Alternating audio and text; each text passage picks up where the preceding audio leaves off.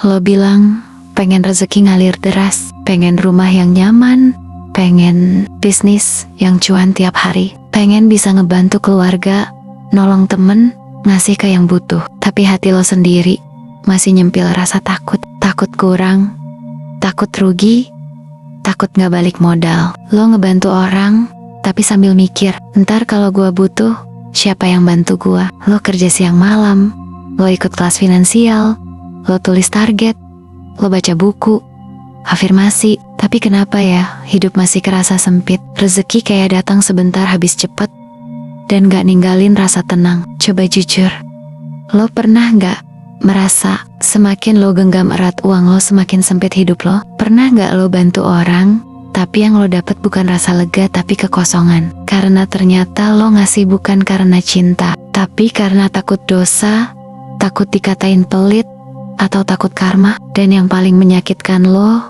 pengen dipercaya sama Tuhan buat jadi penyalur rezeki, tapi lo sendiri gak percaya bahwa lo cukup, bahwa lo aman, bahwa lo dijaga. Gimana Tuhan mau menitipkan kelimpahan kalau hati kita masih merasa kekurangan? Lo bilang pengen berlimpah, tapi hidup lo masih dikuasai rasa takut kehilangan. Masih mikir ribuan kali sebelum memberi, masih ngerasa semua harus dihitung biar aman, masih percaya dunia ini keras, rezeki itu rebutan, dan semua harus lo kontrol. Padahal tahu gak, rezeki itu bukan tentang logika, tapi tentang vibrasi. Dan selama lo masih kirim sinyal kekhawatiran, lo lagi bilang ke semesta, gue gak siap diberi lebih. Maka sekarang berhenti sebentar, tanya ke hati lo yang paling dalam, gue pengen kaya buat berbagi, atau pengen kaya karena takut gak punya? Dan dari situ lo akan sadar kenapa rezeki lo masih belum naik level. Bab 1. Berlimpah itu dimulai dari energi memberi. Berlimpah itu bukan soal banyaknya angka di rekening, tapi soal seberapa lapang hati kita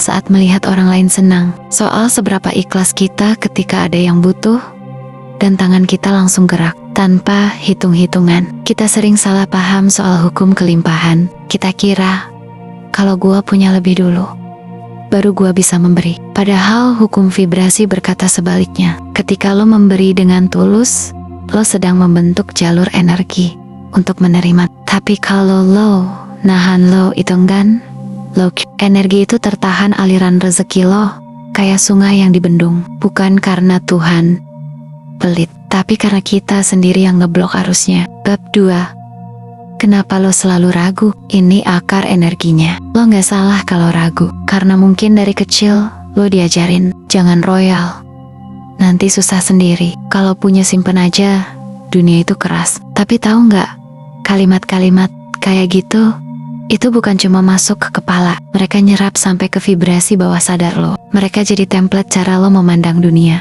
Dunia itu kekurangan, rezeki itu rebutan. Kalau gua ngasih, gua kehilangan. Padahal kenyataannya, lo kehilangan bukan karena lo memberi, tapi karena lo menanam dalam ketakutan. Dan semesta itu bukan cuma nyimak tindakan lo, dia dengar niat lo, dia ngerasa vibrasi lo. Kalau lo ngasih karena takut dihukum Tuhan, energinya beda banget sama ngasih karena lo sadar, rezeki gua bukan dari sini, tapi dari yang maha memiliki segalanya. Bab 3. Analogi yang lo rasain tiap hari. Coba lo bayangi ada orang yang jualan gorengan. Setiap sore dia kasih 1-2 biji gratis ke anak kecil yang suka lewat depan gerobaknya. Orang lain mungkin bilang, rugilah ngapain dikasih gratis. Tapi apa yang sering kejadian? Besoknya makin banyak orang yang beli. Rezekinya kayak ngalir terus. Bukan karena gorengannya paling enak, tapi karena energinya paling bersih. Dia gak ngasih buat cari simpati, dia ngasih karena dia tahu, ketika tangan lo terbuka buat memberi, maka tangan Tuhan terbuka buat ngisi. Bab 4. Ilmu Islam dan energi kelimpahan. Dalam Islam, Rasulullah pernah bersabda, sedekah tidak akan mengurangi harta. Hadis Bukhari, Muslim. Kalimat ini bukan cuma kalimat indah, tapi hukum metafisika spiritual yang gak bisa dilihat dengan mata fisik. Apa maksudnya? Setiap kali lo memberi dengan ikhlas, energi kebaikan itu membentuk ruang kosong di hidup lo, yang siap diisi sama balasan dari Allah. Dan seringkali balasan itu gak selalu dalam bentuk uang. Kadang lo jadi lebih sehat, pikiran lo lebih jernih, pintu bisnis lo tiba-tiba dibukain. Tapi kalau lo hitung-hitungan, dan lo gak percaya sepenuh hati sama janji Allah, lo gak bakal kuat berdiri di jalan kelimpahan. Karena jalan ini hanya bisa dilewati oleh hati yang yakin. Bab 5. Evaluasi diri. Lo mau kaya atau cuma pengen punya? Lo bilang pengen hidup enak, pengen bebas finansial, pengen ngebantu orang banyak, tapi lo masih takut ngeluarin 10.000 rupiah buat bantu tukang parkir. Lo masih mikir 3 kali sebelum transfer ke temen lo yang kesusahan. Lo masih nanya, gue ikhlas gak ya? Gue dapat apa kalau gue bantu dia? Hati-hati, itu bukan pertanyaan dari jiwa yang berlimpah. Itu suara dari luka-luka lama yang belum lo sembuhin. Coba lo tanya ke diri sendiri hari ini. Kalau gue terus-terusan takut kekurangan, apakah itu tanda bahwa gue percaya Allah Maha Cukup? Atau sebenarnya gue cuma percaya sama logika, bukan janjinya? Bab 6. Berlimpah bukan buat pamer, tapi buat manfaat. Lo gak harus jadi miliarder buat bisa jadi manusia berlimpah. Lo cuma butuh satu hal, energi yang siap mengalirkan kebaikan. Karena Allah gak nyari orang yang punya banyak, tapi Allah nyari orang yang mau mengalirkan banyak.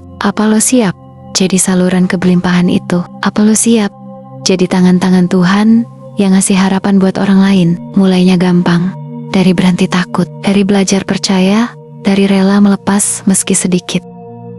Gue tahu gak semua orang tumbuh di lingkungan yang ngajarin kita tentang kelapangan. Banyak dari kita dibesarkan dengan ketakutan, takut miskin, takut susah, takut gak cukup. Tapi sekarang pilihan ada di lo. Lo mau terus hidup dalam pola takut kekurangan, atau mulai belajar hidup dalam vibrasi kelimpahan? Lo gak perlu langsung berubah total hari ini, tapi mungkin lo bisa mulai dari doa kecil, dari tindakan ringan, dari rasa syukur yang lo ucapin pelan-pelan. Karena setiap niat baik itu punya energi untuk membuka gerbang rezeki baru. Belajar mengatur ulang energi hidup, biar lo bukan cuma punya banyak, tapi juga jadi manusia yang penuh makna. Terima kasih udah dengerin sampai akhir. Kalau narasi ini nyentuh sesuatu di dalam hati lo, bernafaslah sejenak dan tanyakan pelan-pelan ke diri sendiri, apa yang masih gue tahan, padahal semesta udah siap ngasih lebih.